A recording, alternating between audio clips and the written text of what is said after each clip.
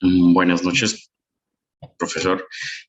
Bueno, digamos que después de ir analizando todos y cada uno de de las grabaciones sincrónicas y demás, eh, es muy grato, digamos, reconocer que bueno, el análisis que como un economista puede ver y poder como presentar o poder argumentar por qué ciertas cosas se pueden catalogar como problemas, ¿no? Se pueden convertir como problemas. Digamos que recuerdo en la clase de desarrollo con el profesor Juan Carlos Marín que nos insistía mucho en todas estas políticas económicas eh, que básicamente se han presentado en el país han sido erróneas precisamente por algo muy fundamental y esa parte fundamental que él hace énfasis se relaciona con el desconocimiento histórico, cultural y social que se tiene en el país. Sí, básicamente, no sé, quiero como recalcar un poquito esta parte de desarrollo, así como, como entrarla, entonarla un poquito para, para empezar a revisar las cosas. Ah, durante el transcurso pues, de las clases y demás, se vieron los objetivos de desarrollo sostenible, sí, muy importantes obviamente porque cada uno de ellos cuentan con indicadores estadísticos que nosotros como economistas pues manejamos en una materia que vi, no la vi aquí en la Universidad de Manizales, pero sí la vi en la Universidad del Tolima, también cursando la carrera de economía que se llama Técnicas de Medición Económica. Aquí veíamos todos estos coeficientes, cómo se sacan, cómo se revisan. Y bueno, ya analizando esta parte de objetivos de desarrollo sostenible, es muy importante como cada uno, cada ítem, relacionan posiciones al país que uno dice como el por qué se analiza y ahí se ve. Más o menos con la parte del hambre cero, veíamos indicadores o los compañeros que exponían, la compañera creo, bueno, no recuerdo, que exponía el caso del hambre cero, relacionaba a la población, sí, de niños y cómo se encuentra el país, la parte de salud y bienestar, como ciertas enfermedades a nivel mundial, qué tan porcentaje se puede llamar como crónica o eh, se puede ir, dar como relevante. Obviamente todos estos indicadores son económicos a la hora de poder tomar políticas que contrarresten estos episodios o estas cosas, partiendo del hecho, pues, conociendo un trans, sí, una anterioridad, una historia sociológica del porqué de todo esto. La parte de educación de calidad, sí, en el cual el porcentaje de, de, de personas que acceden a universidad o la parte de personas que no adquieren pues sus grandes estudios y con relación también a la posición de trabajo, ¿no? La parte de igualdad de género, lo mismo, son medidas internacionales que la idea pues obviamente es no estar tan abajo. Uno de los temas que me pareció muy, de los objetivos al respecto, que me parecieron bastante de tener cuidado, es con respecto al trabajo informal. Colombia se encuentra más o menos con un 50%, más o menos en unos gráficos que relacionaban el 50% de la población que presentaba más o menos la tasa de informalidad del país. Entonces eso es un porcentaje grandísimo en el cual se deberían analizar bastantes causas y demás del por qué. sucede esto y por qué básicamente hoy en día es el inconveniente con las marchas y todo esto, porque la sociedad está reclamando, reclamando realmente con objetivos. Trabajo decente y crecimiento económico, industria, innovación, reducción de las... Bueno, más o menos estos temas se tocaron en la parte de objetivos de desarrollo sostenible. En otro de los aspectos importantes que revisaba era con respecto a corrupción, sí, a salud, a migración, a la parte de los impuestos. Este es un tema colosal, la parte de los impuestos, porque es cierto que el país no es uno de los mayores recaudadores de impuestos, básicamente, como decía un compañero, por parte de la confianza, sí, porque las personas, pero esto se debe básicamente a algo social. Colombia presenta algo, esa desconfianza es algo como culturalmente de que tratan de maquillar los datos para, para no presentar realmente o no cancelar los impuestos que se deben, porque obviamente pues el pensamiento del país es muy diferente. Digamos, en esta oportunidad me encuentro fuera del país y puedo analizar, digamos, aquí, digamos, estoy en Estados Unidos y puedo ver que en este estado en el que estoy, que es Alabama, presenta un pago de impuestos más o menos del 10% en todo, cosa que para un colombiano sería como un pago exorbitante de muchas cosas, pero aquí es donde se analiza de que ese pago del 10% en todo veo reflejado en carreteras, buenas carreteras, veo reflejado en hospitales, veo reflejado que la inversión realmente sí se da, sí se redistribuye de nuevo hacia la comunidad, cosa que en Colombia no sucede.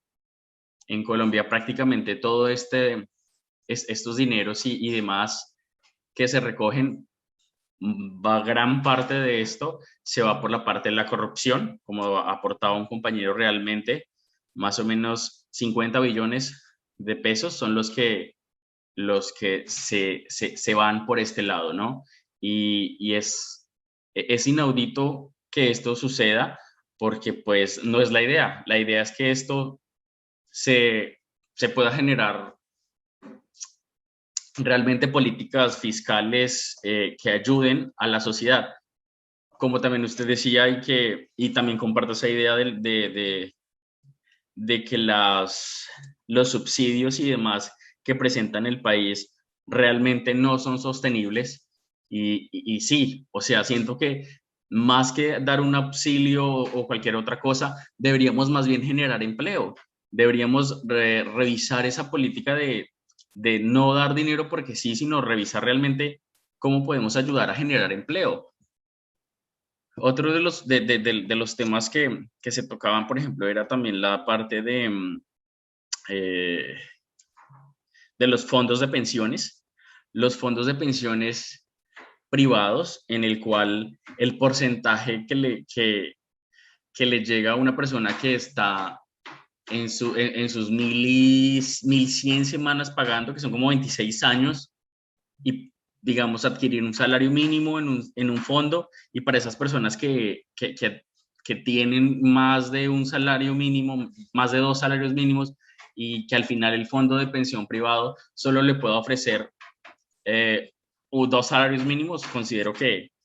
algo está fallando en ese aspecto, que el país debería realmente revisar la manera objetiva en la que deba colocar pautas en estos sistemas, al igual que en la parte fiscal, que muchas personas pues conocemos estos paraísos fiscales en el cual muchas personas pues no pagan ese impuesto por simplemente recibir mejoras en otro lado. Con respecto a la migración, yo sí veo la migración por ejemplo, de la parte de venezolanos como como sí un problema, porque obviamente nos genera un poco de desempleo, ¿sí? Sin embargo, es muy relevante tal vez ver y analizar en el proceso que tuve en la embajada y esto, la cantidad de personas que